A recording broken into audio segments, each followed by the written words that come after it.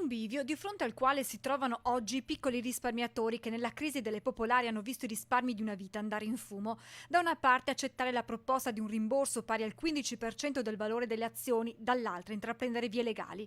A tal proposito dalle associazioni dei consumatori arriva un primo bilancio. Adico fa sapere che solo il 5% degli azionisti seguiti ha accettato l'offerta.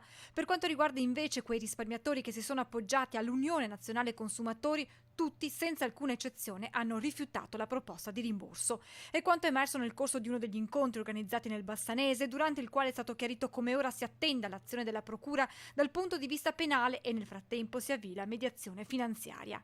Intanto, con il via libera dal Ministero delle Finanze all'emissione da parte di Veneto Banca e Popolare di Vicenza di obbligazioni garantite dallo Stato, la macchina dovrebbe ripartire.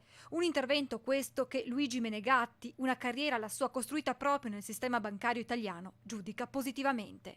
Fino ad oggi è stato, demolita la reputazione delle banche e quindi è stato demolito anche il valore delle banche, che avevano certamente molti problemi, soprattutto dei non performing loans e quindi gli accantonamenti, la necessità di accantonamenti.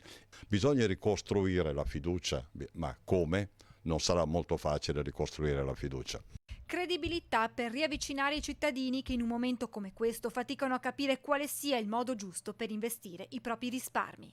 Le occasioni per poter investire in modo sapiente e cosciente i propri risparmi ci sono ancora, basta guardarsi attorno.